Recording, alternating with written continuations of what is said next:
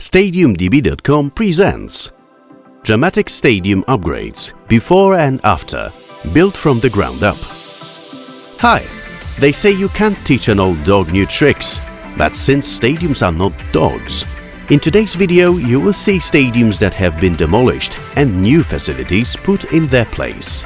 This is not our first video in this series, as we have already introduced you to several other dramatic upgrades recently. As many as 14 venues are covered without having to leave Europe. Does the fashion for rebuilding stadiums not extend beyond the continent? Do you remember what European stadiums used to look like? You will soon find out. Allianz Stadion before 2014 and now, Austria.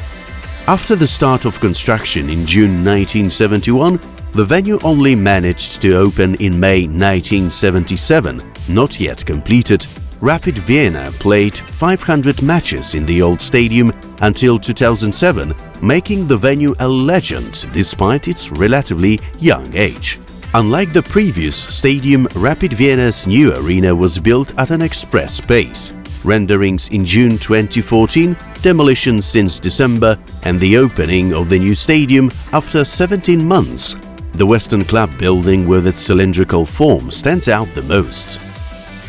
Stadion Wojska Polskiego before 2008 and now, Poland. In 1929, Legia was awarded a grant to enable the plan to build the stadium to go ahead. The inaugural football match at the stadium was between the Legia Warsaw team and the CF Europa Barcelona team, held on August 9, 1930. The cost of the redevelopment was a source of much controversy, as the construction cost almost 500 million zlotys. The unique membrane roof is not the only landmark, as the historic 1930 main stand facade has also been restored. Allianz Stadium before 2009 and now, Italy. During the 1990 World Cup, the old venue hosted the semi-final match between Germany and England. Although the Stadio dell'Alpi had only been built before the World Cup, Juventus went ahead with the efforts to build a brand new facility on the site after just a decade of play. The result is a compact facility that would be almost inconspicuous, as part of the stands are below ground level but towering over it, as indeed over the surrounding area are massive pylons in the national colours. The facility cost 122 million euros to erect. Enea Stadion before 2003 and now, Poland. The stadium at Bulgarska Street was commissioned in 1980. From the start it consisted of 3 embankment stands arranged in a horseshoe. It originally had an estimated capacity of up to 40,000, although this figure seems to have been inflated. Modernization of the former stadium began in 2003 with the construction of a new 4th stand, which enclosed a horseshoe of earthen embankments. During the course of the work, the details of the concept changed several times, which is why the venue, built in stages, has different stands. Red Bull Arena before 2000 and now, Germany. The stadium could hold 100,000 spectators, although the auditorium sometimes exceeded this number, making it one of the largest of its kind in the world. However, it was both too big and too old to continue to function unchanged. Following Germany's successful bid to host 2006 World Cup, the city planned to build a new, typically football arena inside the old Central Stadion. A few years later, RB Leipzig moved into the venue. Heinz von Heiden-Arena before 2003 and now, Germany. The first large stadium in the Kallenberger Neustadt district was built in 1954. Called the Niedersachsen Stadion at the time, the facility held 86,000 spectators in stands supported by earth ramparts. From 1959, Hanover 96 moved in permanently. The largely unroofed oval stadium with a running track was transformed into a modern, fully covered facility with a typical football stand layout. Only a month after completion of the redevelopment, the games started and the 2006 World Cup matches were also played here. RheinEnergie Stadion before 2002 and now, Germany. The stadium opened in September 1923 and was built on the site of fortifications removed by the Treaty of Versailles. It hosted a big match between the clubs from Nuremberg and Kaiserslautern, watched by around 75,000 spectators. It was the first post-war football meeting. The last redevelopment, which completely changed the shape of the stadium, took place in 2002-04. Cologne took its chance and prepared its stadium with considerable time to spare before the 2006 World Cup. For the first time in its history, the venue was stripped of its running track. We're halfway through our tour of major stadium redevelopments, and it's a good time to like this video and share it with your friends. And now we head to the Euro 2028 arena. Aviva Stadium before 2007 and now Ireland. This is the oldest stadium on a list, as it was inaugurated in the 19th century in 1876. The main purpose of the arena gradually became rugby. The first match was between Leinster and Ulster. The first international football match was held on St. Patrick's Day in 1900.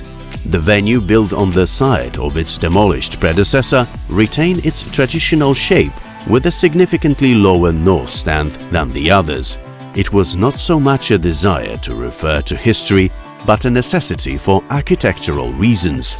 A structure that was too high would have obstructed the access of light to the residents of the nearby houses. Arena Națională before 2008 and now Romania. The stadium was opened in 1953 for the 4th World Youth and Student Festival. It was the largest sports venue in Romania. The stadium also hosted major concerts, including Michael Jackson and the Rolling Stones. Romania's new national stadium stood partly on the embankment of the old stands. Despite initial fears, the calendar of matches quickly filled up.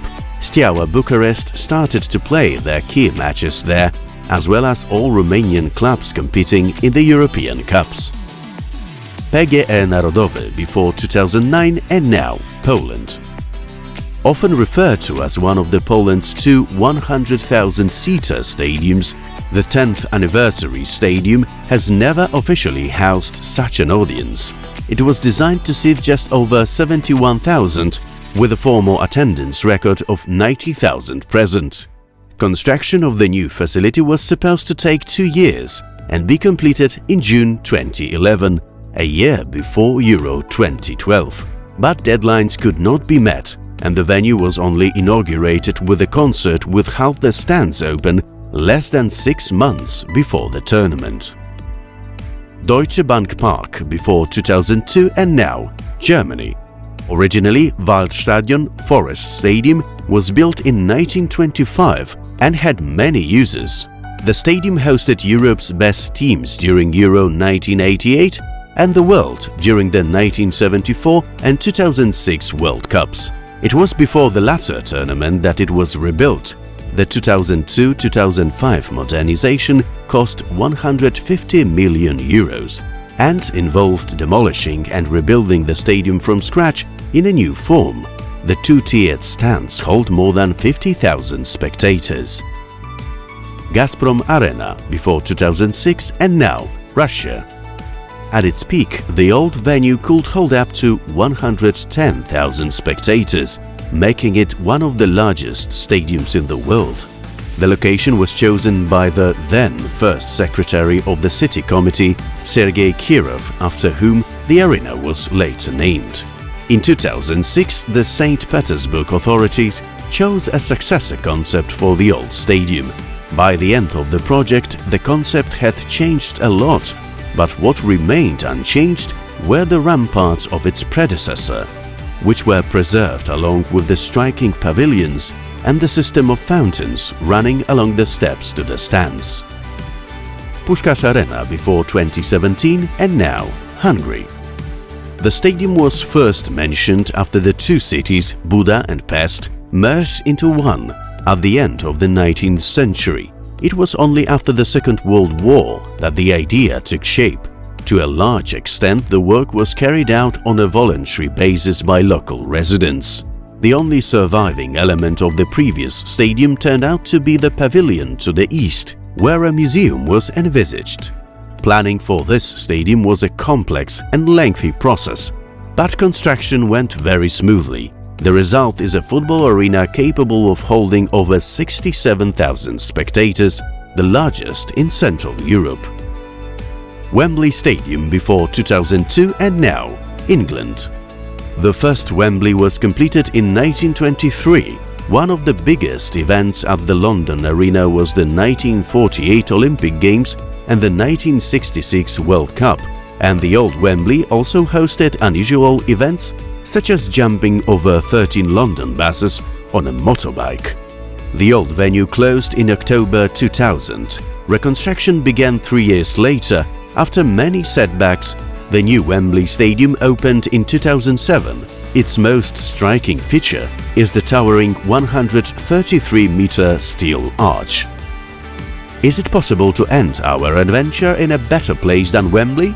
Probably yes, but well, it is what it is. If you enjoyed this video, feel free to support the humble StadiumDB editorial team with a thumbs up or a comment. Also check out our first episode in the Dramatic Upgrade series if you haven't watched this video yet. See you there!